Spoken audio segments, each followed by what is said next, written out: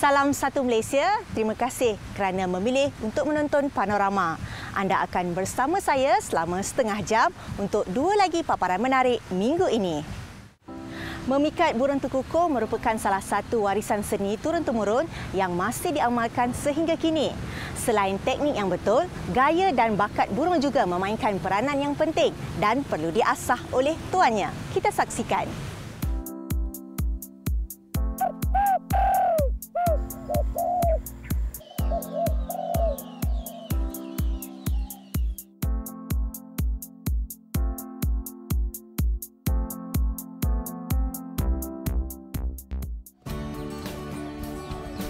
Tekukur boleh menjadi pikat yang berkebolehan memikat burung liar dan lagaknya turut menarik perhatian sekumpulan peminat burung di Malaysia. Pikat juga dipanggil denak oleh sebilangan masyarakat. Burung tekukur yang rajin berbunyi dan mempunyai suara memikat biasanya mempunyai ciri-ciri paruh bersaiz kecil, berbentuk bunga padi serta renggang sedikit di bahagian tengah paruh. Sekoi, kambu, sambau adalah makanan terbaik untuk burung tekukur. Waalaikumsalam. Baik. Nasir dan Muhammad Nazri antara peminat tekukur tegar yang aktif mengikuti pelbagai aktiviti yang dianjurkan oleh Persatuan Warisan Seni Tekukur Malaysia atau PWSTK. Yang ring mata kuning tu kan. Aktiviti persatuan ini merangkumi acara pertandingan memikat tekukur, forum dan berkongsi maklumat serta informasi mengenai burung istimewa ini. Tanggal 29 Ogos 2012 dengan rasminya, persatuan yang menghargai dan mempraktikan warisan seni ini ditubuhkan iaitu di bawah Pertubuhan Persatuan Malaysia atau ROS. Kini Persatuan Warisan Seni Tekukur Malaysia atau PWSTM mempunyai ahli seramai 2,269 orang. Kicauannya yang berbunyi rendah dan lembut dengan penekanan pada nota yang terakhir merupakan kelebihan suara burung yang dicari oleh ahli Persatuan Warisan Seni Tekukur Malaysia. Tekukur atau pikat yang bagus boleh beraksi lebih 10 tahun dan sentiasa bertenaga mengeluarkan suaranya ketika aktiviti memikat. Okay, ini dia burung tekukur. Sebenarnya untuk melatih burung tekukur ni memakan masa bertahun. Dan untuk menjadikan dia sebagai pikat bukan mudah ya. Dan bila dia sudah menjadi pikat yang bagus, harganya mencecah ribuan ringgit. Itulah special, sesuatu yang istimewa untuk burung tekukur ni. Dan selepas ini kami akan melakukan aktiviti memikat burung tekukur. Jom. Biasanya kalau yang tegar, dia tahu nilai-nilai seni. Okey, tak kira bangsa, Cina, India, Melayu, semua tahu seni ni. Seni ni diwarisi kita daripada nenek moyang kita dahulu kala. Ada yang mengatakan warisan seni tekukur ni bermula daripada raja-raja kita dahulu. Okey. Pemikat tegar membezakan dengan hobi biasa. Kalau pemikat tegar, seekor burung tu dia nilai tanpa mendengar suara. Ataupun bila dia dengar suara, dia dah tahu fizikal seseekor tekukur tu dari segi bulunya, paruhnya, kakinya dan macam-macam lagi pada tekukur tu. Itu yang dinamakan seni tekukur. Di Malaysia terdapat pelbagai spesies tekukur yang hidup di kawasan ladang kelapa sawit, getah, dusun, pinggir hutan serta di kawasan berbukit bukau. Kru Panorama dan ahli Persatuan Warisan Seni Tekukur Malaysia ke Kampung Sungai Buloh, Jelebu, Negeri Sembilan untuk melakukan aktiviti memikat. Kepentingan setiap aktiviti sebegini bertujuan merapatkan silaturahim sesama ahli, tidak kira bangsa dan agama, iaitu berteraskan One of Nation. Masa yang sesuai untuk melakukan aktiviti ini adalah pada jam 7 hingga 10 pagi serta di sebelah petang bermula jam 4 petang iaitu waktu burung ini masih aktif. Burung tekukur membiak sepanjang tahun dan kebiasaannya sarang burung tekukur ditempatkan di atas pokok tinggi.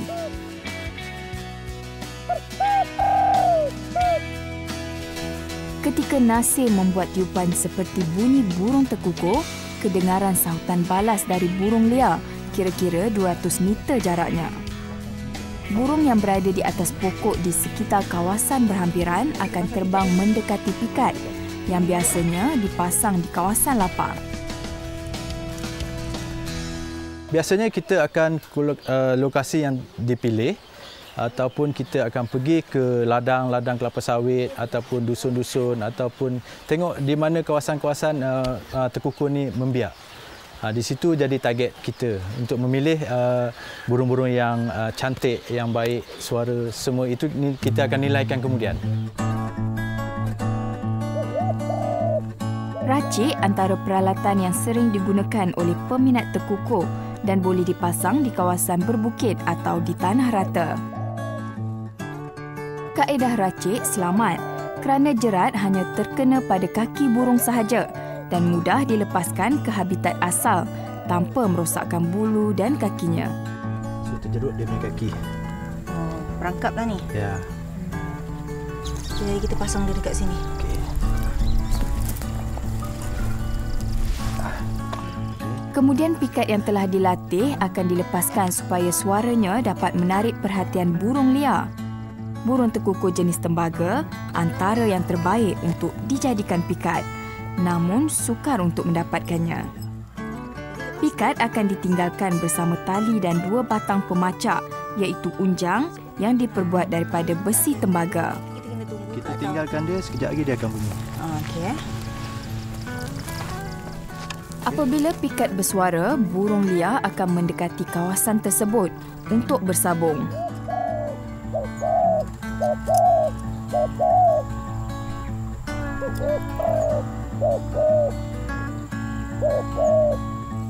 Leher bersaiz besar, bulat serta pendek menentukan tahap ketahanan dan kejauhan suara burung.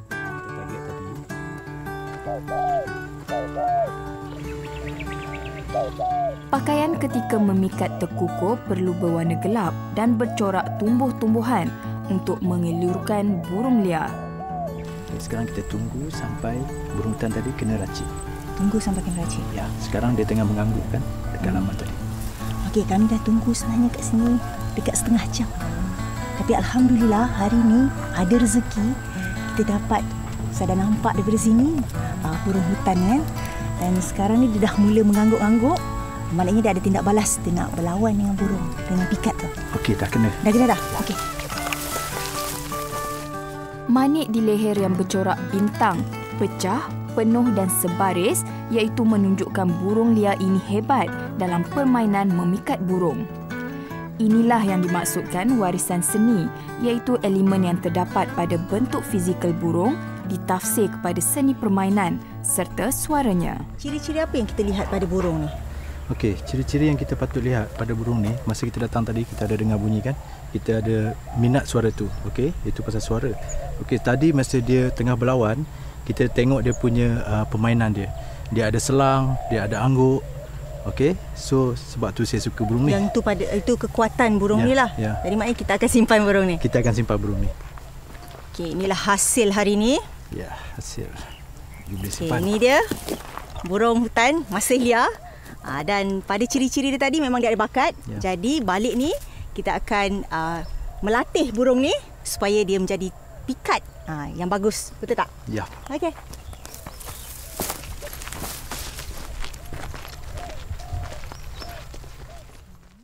Nombor satu kita mesti tengok suara. Okey, suara kalau kita tengok betul suara yang cantik lah. Sedap mendengar. Lepas tu kita memang suara yang betul-betul yang orang yang pemikat dekat akan tahu suara macam mana yang kita nak cari.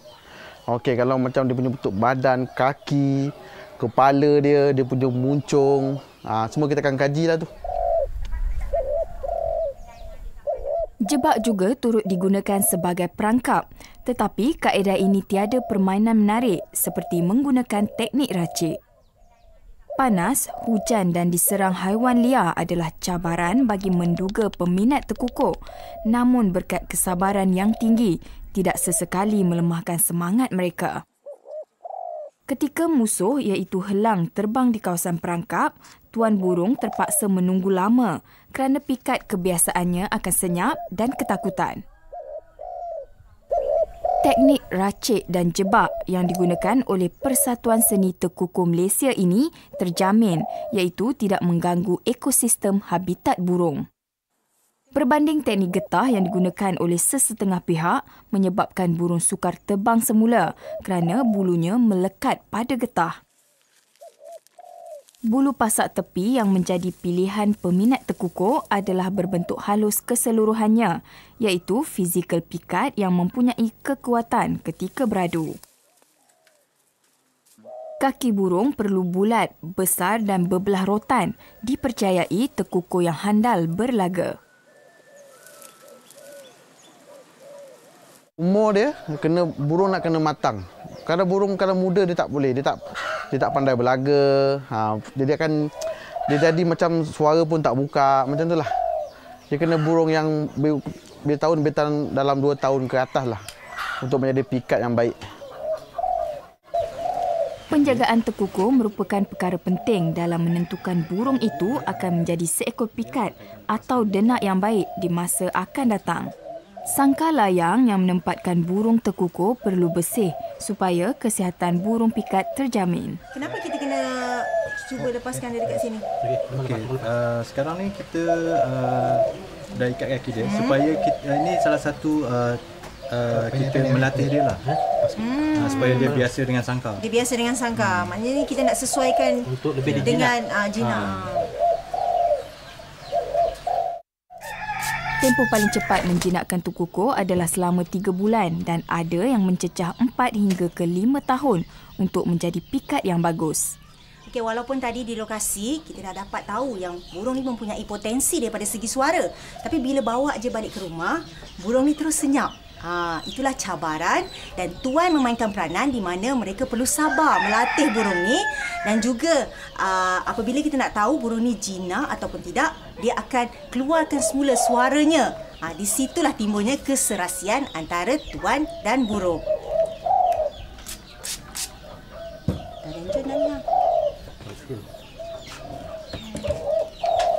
Burung tekukur ni sebab apa dia ada dia punya suara dia lah. Suara dia tu dia menarik suara dia. Dia ada memanggil tekukur kan. Bila kita tengok dia bunyi tu memang nampak betul suara dia. Lepas tu dia ada banyak gaya tekukur ni. Bandingkan burung lain dia ada gaya. Dia ada gaya tersendiri. Dia boleh mengangguk, ada dia angkat kepala, lepas tu dia berlaga, dia pandai, dia ada ciri-ciri lah. Dia boleh mengeletek, dia boleh dia kepak, dia boleh menggigil, dia boleh nonggengkan ekor dia yang boleh pelak. Dia banyak jenis. Sebab tu ini yang buat saya minat bila buka mata bila tengok orang mikat kan. Wah, seronok lah.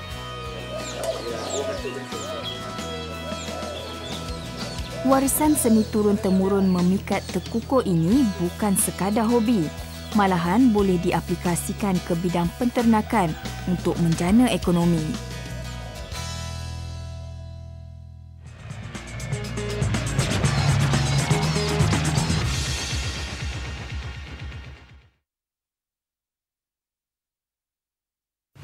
Di Malaysia, proses membuat sabun menggunakan tangan mungkin dianggap baru.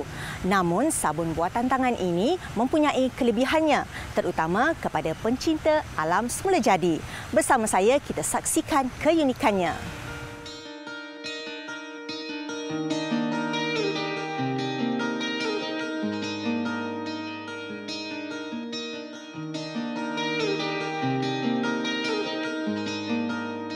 Pemilihan produk yang berkualiti adalah penentu kepada gaya hidup sihat. Tetapi, pernahkah anda membuat sabun sendiri untuk kegunaan harian dan secara tidak langsung mengetahui dengan jelas setiap kandungan bahan yang digunakan?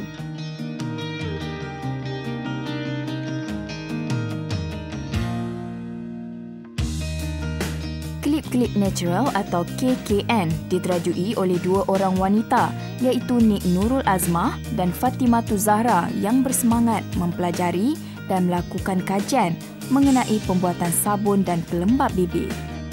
Clip Natural merupakan industri kecil desa di mana masih menerapkan tradisi lama iaitu menghasilkan produk pembuatan tangan secara kecil-kecilan. Sabun buatan tangan ni tidak berapa popular di Malaysia. ianya lebih popular di negara barat yang lebih suka kepada bahan-bahan semula jadi, natural, yang tidak mengandungi bahan kimia. Jadi di Malaysia, sabun buatan tangan ni adalah satu yang baru, terutama sekali pada kalangan orang Melayu Malaysia di Malaysia.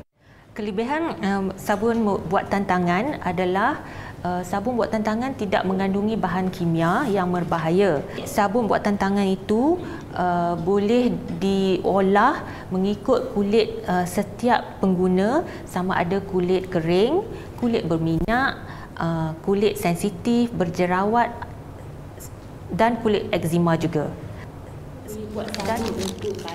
Selain memberi kesan positif kepada individu yang mempunyai masalah kulit sensitif, sabun ini juga bersifat lembut serta diyakini ia adalah lebih mesra alam ataupun eco-friendly. Sabun lebihan tu kita akan cairkan semula dan kita akan keluarkan dia semula menjadi sabun yang baru. Okay, untuk sesi pembelajaran secara teori, biasanya pihak pengurusan akan menetapkan 4 ke 5 orang saja supaya informasi yang diberikan tu lebih tepat dan jelas. Dan pelajar-pelajar juga akan lebih fokus dan dapat menghasilkan sabun yang berkualiti. Setiap bahan yang digunakan adalah ditapis dan terpilih, iaitu dari pembekal yang boleh dipercayai dengan tujuan untuk menghasilkan sabun yang sebaik mungkin, lembut pada kulit serta mesra alam sekitar. Kami bermula dengan 3 jenis sabun dan sekarang kami mempunyai lebih daripada 20 jenis sabun. Dan kesemua sabun-sabun yang dihasilkan, kami buat research dahulu dengan mendapatkan resepi yang sesuai dan kami akan test dengan diri sendiri dan juga dengan rakan-rakan dan saudara mara. Jadi setelah kami membuat kajian, kami akan dapati sabun-sabun apa yang paling digemari oleh pelanggan yang mereka sukalah. Terdapat beberapa pakej bengkel pilihan iaitu serendah RM150 sehingga RM800. Sesi bengkel bermula dengan pembelajaran secara teori dan seterusnya melakukan tugasan praktikal untuk menghasilkan pelbagai jenis sabun mengikut pakej pilihan. Jenama sabun adalah di bawah nama Clip Clip Natural, tetapi nama tersebut akan ditukar kepada Sopanista dari Clip Clip Natural. Pelajar akan diberi pendedahan mengenai pengaplikasian minyak, mentega, pewangi, pewarna, pengiraan formula dan teknik yang betul bagi mahas sabun buatan tangan. Bengkel khas untuk membuat sabun susu ibu juga diadakan kepada mereka yang berminat. Begitu juga sabun istimewa, iaitu khas untuk menghilangkan bau badan dan kulit eczema. Selesai kursus, pelajar akan diberi nota membuat sabun dan pelembap bibir sebagai rujukan serta sijil daripada pihak pengurusan.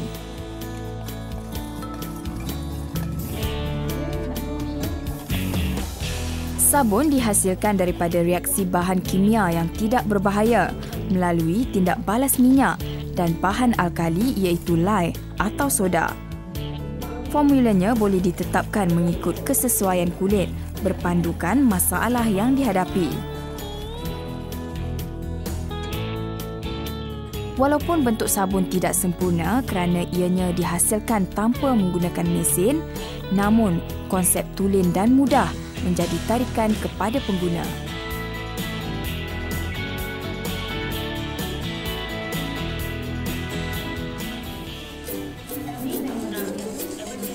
Okey, selesai Okey, setelah semua campuran kita telah masukkan dalam ni. Saya kacau sehingga likat. Lepas tu baru kita masukkan ke dalam acuan. Masukkan dalam acuan.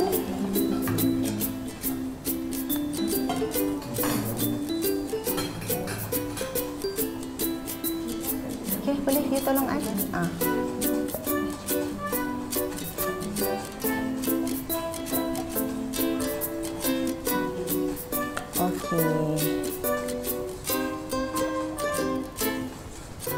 Okey, setelah 24 jam, Baru sabun ni akan dikeluarkan daripada acuan dan terus dipotong. Tetapi masih tidak boleh digunakan lagi kerana kita kena tunggu 6 hingga 8 minggu untuk turunkan kadar pH. pH yang sesuai adalah 8 hingga 10, iaitu yang sesuai untuk kulit. Jadi kita tunggulah ya. Sabun yang kami hasilkan setiap batch yang kami buat tidak besar, paling banyak pun 1 kilo sahaja. Ini adalah untuk menjamin dan mutu sabun kami tetap bermutu tinggi. Sebab tu kami buat dalam batch yang kecil. Dan satu hari kami boleh buat dalam 5 ke 6 batch, iaitu 5 ke 6 kilo lah. Kalau nak diterjemahkan dalam berapa buku, itu berada dalam 50 ke 60 buku. Peluang menyertai bengkel KKN juga terbuka kepada syarikat, organisasi dan persatuan yang berminat. Selain itu, sesi bengkel di rumah juga turut disediakan. Setiap jenis sabun yang kita hasilkan adalah untuk setiap jenis kulit yang berbeza. Contoh kulit kering, kulit berminyak, kulit kombinasi dan kulit yang jenis biasa. Juga ada orang yang mempunyai kulit yang eczema, sensitif. Jadi sabun kita ada banyak. Jadi customer boleh pilih dari contoh sabun susu kambing, sabun purple grumwell. Kita menggunakan herba-herba campur untuk menghasilkan sabun untuk kita aturkan untuk jenis kulit yang lain. Jadi bila pelanggan datang kepada kami, jadi dia ada banyak pilihan yang dia boleh pilih dan kami boleh cuba suggestkan kepada mereka sabun mana yang sesuai untuk mereka. Selain sabun, Clip Natural menyediakan sesi pembelajaran secara asas untuk menghasilkan pelembap bibir buatan tangan. Kebaikan pelembap bibir ini adalah sesuai untuk kulit sensitif kerana ianya tidak mengandungi bahan kimia. Pelembap bibir buatan tangan hanya mengandungi bahan semula jadi. Pelembap bibir buatan tangan ini turut membantu kepada masalah rekahan yang serius sehingga menyebabkan bibir berdarah.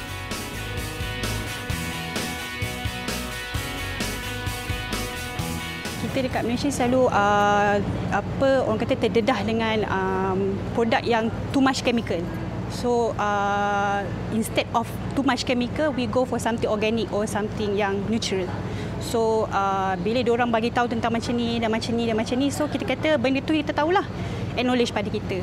Bila kita try cuba pakai pun apa yang dia cakap tu pun benda yang sama macam yang dia ajar pada kita. So instead of kita pakai benda yang too much chemical, kita go for something natural. Bagi pihak kami tidak mempunyai begitu banyak modal untuk advertisement, majalah, newspaper, semua itu. Jadi apa yang kami lakukan adalah cuma berdasarkan Facebook, di mana kami mempromosikan produk kami dan juga kelas-kelas kami. Dan selain daripada itu, yang kami mampu lakukan adalah kami akan keluar. Jadi di situ kami akan buat flyers dan jumpa pelanggan-pelanggan, terangkan kepada mereka kebaikan produk-produk kami dan kebaikan sabun buatan tangan. Jadi kemungkinan bila mereka dah cuba dan dah dapat rasa, mereka akan jadi bagaimana cara nak membuat sabun. Jadi kemungkinan lepas itu mereka akan datang kepada kami untuk cara untuk belajar membuat sabun pula.